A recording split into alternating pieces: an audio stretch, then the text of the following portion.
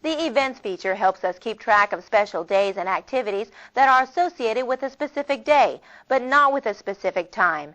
An event can be anything from a birthday or a wedding anniversary to a special holiday or even a business conference.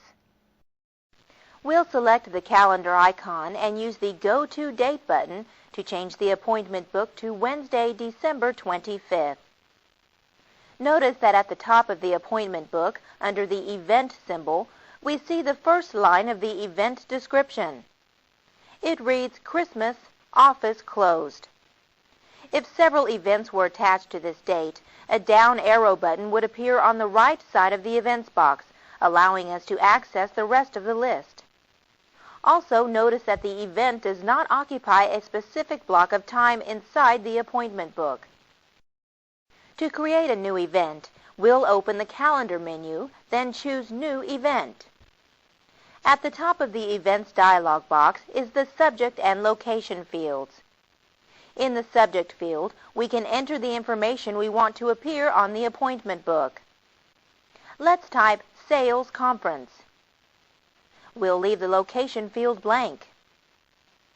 Below these fields, we see Event Start and End dates. If we know the specific date, we can enter it directly, or we can click on the down arrow button to view the Date Navigator calendar. Let's select Friday, December 27th. An event can be placed on any day of the year, or it can be designated to last for several consecutive days. To demonstrate, let's see the Date Ends box for Tuesday, December 31st. Next, at the bottom of the dialog box, we can set a reminder or designate the event as private. Using the mouse pointer, we'll turn off the reminder and then turn on the private box. In the Show Time As field, we'll click the drop-down arrow and select Busy option. When we click on the Save and Close button, the new event is immediately placed in our appointment book. Let's click on the 27th. Notice along the top of the appointment book on this day, we see the event. Also, in our Date Navigator, we see the entire sales conference dates have been bolded. An event that occurs once a year, such as a birthday or a wedding anniversary, can be placed on the appointment book as an annual event. We open the Calendar menu and choose New Recurring Event. In the Appointment Recurrence dialog box, we can enter the information in the same way we did before. We'll click the Yearly option and make sure that the correct day is selected to the right. We click OK, enter a subject, then set a reminder and designate it as private. When we click on the Save and Close button, the annual event is immediately placed in the appointment book. Now, using the Date Navigator, we can see that the annual event is also placed on the same date, in 1997.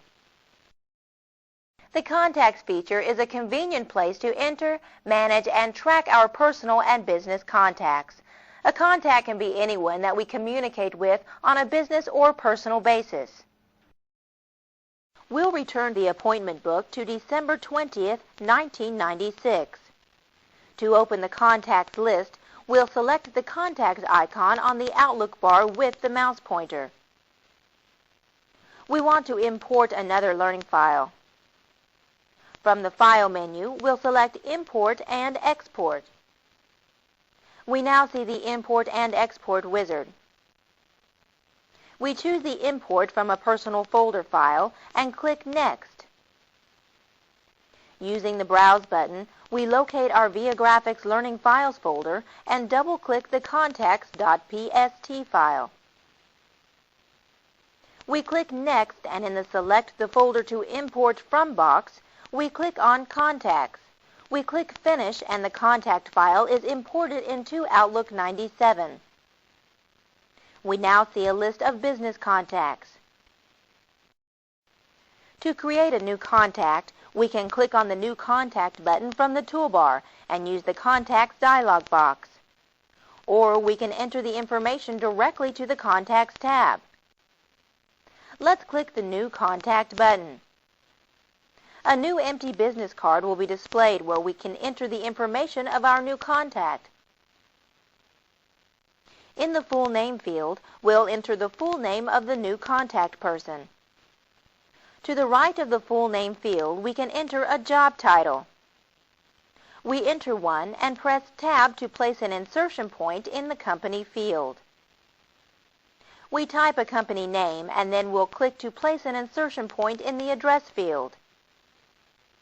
We'll type an address. We can click on the drop-down arrow to the left of the address field to enter a home address or another address.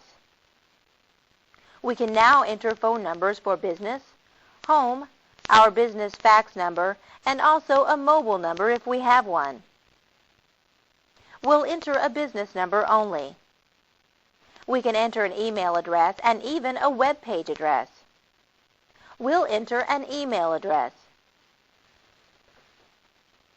In the Details tab, we can type detailed information about the new contact, such as the department they're working in, the office name, the manager's name, as well as any nicknames or even their spouse's names.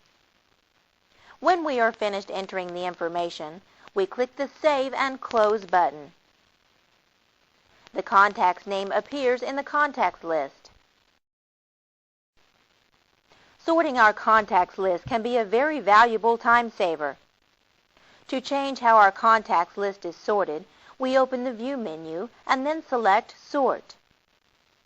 In the Sort dialog box, we can specify how we want to view the properties in the list.